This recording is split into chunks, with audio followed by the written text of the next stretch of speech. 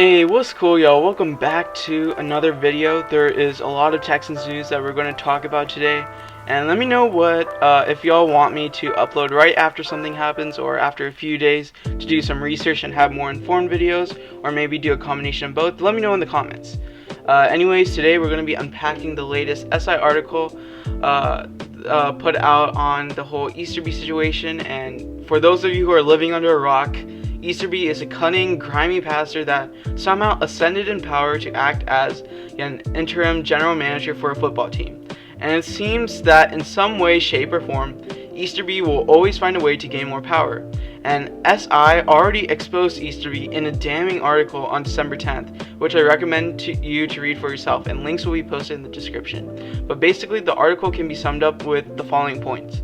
Easterby was known for undermining other executives and decision makers, including the head coach who helped bring him to Houston, and that head coach would be none other than Bill O'Brien. And Easterby, being in charge of strength and conditioning, was played a part in the team holding workouts at the head strength coach's house during the COVID-19 pandemic, after the NFL had ordered franchises to shut down all facilities shortly before a breakout of infections among players.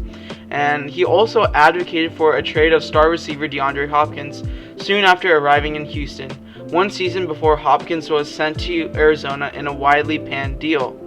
And he also is notorious for fostering a culture of distrust among staff and players, to the point that one Texan and two other staffers believed that players were being surveilled or watched outside the building. And what's curious to me is how Easterby still has not been fired from the Houston Texans, and it's safe to assume that he'll never be fired as long as Cal McNair is the owner. And Cal put out a statement on Friday saying that he will never fire Easterby, nor does he expect Easterby to resign. And he also states that Easterby has also received unwarranted criticism and that he's a good man. And even in the press conference, Cal eluded tough questions and alluded to Easterby having some kind of beneficial skill set, but obviously he didn't clarify what that skill set is. And there's no way that Cal chose a preacher over a fan's wishes of firing him, and a franchise in turmoil, with this franchise QB deeply concerned about the ownership. And I don't know how they didn't change their minds after Andre Johnson, a Texans legendary wide receiver of all people, came out of silence saying that nothing good has ever happened to the Texans ever since Easterby stepped foot in the organization. And many of our players, current and former players, like that statement on Twitter or Instagram or whatever, liked and agreed to this statement. And the fact that players are agreeing to this statement shows how clear that Easterby is the common denominator in all the issues that the Texans have.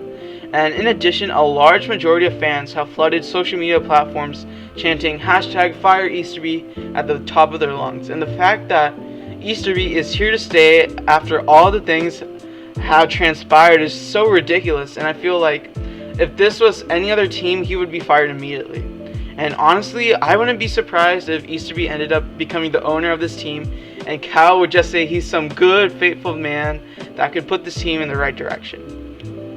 The SI article goes on to say that the Texans' troubles all started with the Cal McNair era of ownership.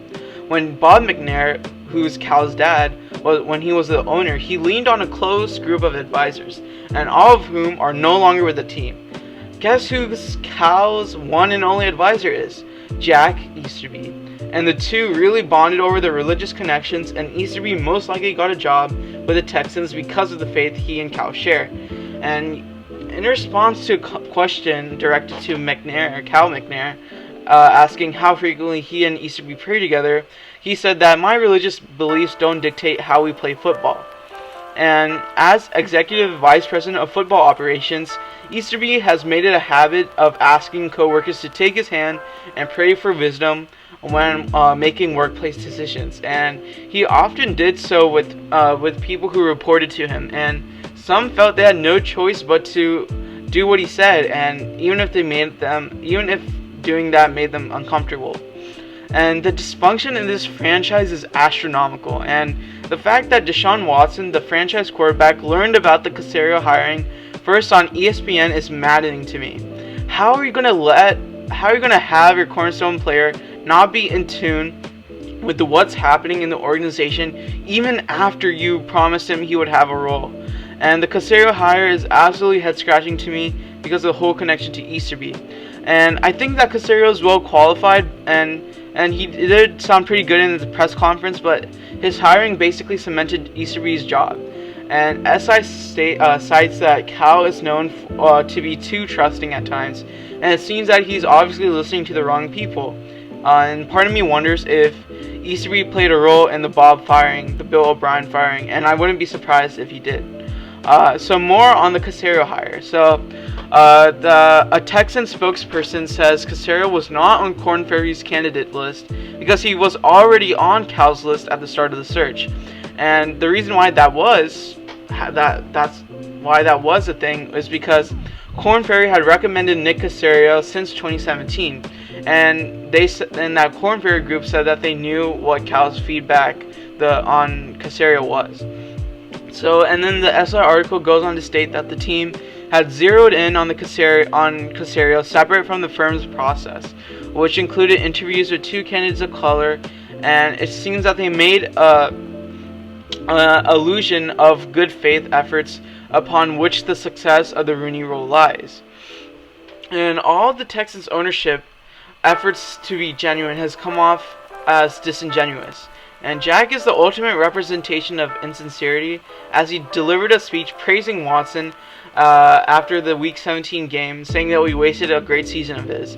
And the players were not happy with this, as multiple players texted their representatives that night to describe a meandering address unlike any they've heard. And others, one source said, left the meeting pissed off, believing Easterby's only intention was to curry favor or get close with the quarterback, Watson. And if anything, Watson was embarrassed by the show, 2 sources said to Sports Illustrated. And the mere fact that Easterby conveyed that his family had received something as serious and horrifying as death threats, and some of his colleagues still did not believe him, shows you the whole culture of distrust that Easterby has sowed during his time here. And not only Cal defends Easterby, but also Cal's wife, Hannah McNair, who berated a fan for bringing a Fire Easterby sign to a game. And she texted a fan who was who was her family acquaintance on Instagram. She wrote, "I saw y'all on Sunday. Do you feel proud of yourself and your new friends? Y'all have zero basis for your charades. Easy to act that way when you know nothing." And what's more concerning to me is how Watson is reacting to this news. And a part of this article concerned me. When Watson saw Andre Johnson's tweet, he laughed. And when someone asked him why he might find a tweet that heavy and sentiment funny, one of the people close to Watson says he just wants out. And Watson has been pretty mysterious and cryptic on Twitter, saying that he was on a 2 and took it to a 10, which is a future lyric, but it eerily has a strong resemblance to an article Adam Schefter put out about Watson's frustration level being at a 2 after the Hopkins trade to now being at a 10. And so the SI article also states that many of Watson's teammates are telling him to do what's best for himself. And all I'm hoping for at this point is that we hire a coach Watson will like, and that candidate is none other than Eric Bieniemy. And he's the guy who Watson publicly vouched for after hearing Mahomes saying that Bieniemy is one of the main reasons to success. And say what you want about Bieniemy with his rocky past, having coaching under the great offensive mind, and Andy Reid saying that he doesn't really call plays for the offense, and like people saying that he doesn't really call plays for the offense, and his supposed history with quote-unquote bad interviews. But when you listen to Bieniemy talk, it seems that he has a great personality to be a head coach, and sounds similar to a fan favorite in Robert Saleh, who speaks in the sense with great confidence and a lot of thought into what he's saying. And here's a short clip of that. Doing today. How excited are you? You're excited all the time. Does it go up a notch for the playoffs? It always goes up a notch. Everything goes up a notch. It's playoff time. This is, everything that we work for. But one thing we don't want to do, we don't want to peak too soon. So we just want to make sure that we're managing our emotions, making sure we're taking the necessary steps to get ready for this game. Do you see anything in practice, though? Do you see anything in practice, like guys are getting extra hyped right now, this minute, they want to play? Of course. Guys are always hyped. They're always excited. But we have enough leadership on this team to make sure, like I said, managing everyone's emotions. We want to be at our best when our best is needed. And the thing that we need to do is make sure that we're making the most of the process right now. All right? Making sure that we maximize yesterday's practice, but also understanding the importance of maximizing the opportunity that we all have when walking into this building today. That's going to help us to have the success that is needed on Sunday. If hiring Bieniemy makes Watson happy, I'm all for it. And I feel like people do deserve the chance to prove that they can change and be different. And I wouldn't mind Bieniemy at all if it makes him happy. And I also wouldn't mind Brandon Staley, a Rams defensive coordinator, or Joe Brady, the Panthers defensive coordinator. And I feel like those are the top 3 head coaching candidates. And Staley would help coach up a poorly coached defense and has one of the best defensive schemes out there, his defense being like the top rated defense out there. And he's also an apprentice to Vic Fangio, a touted defensive mind. And I feel like Joe Brady could also have a lot of success with Deshaun at the helm.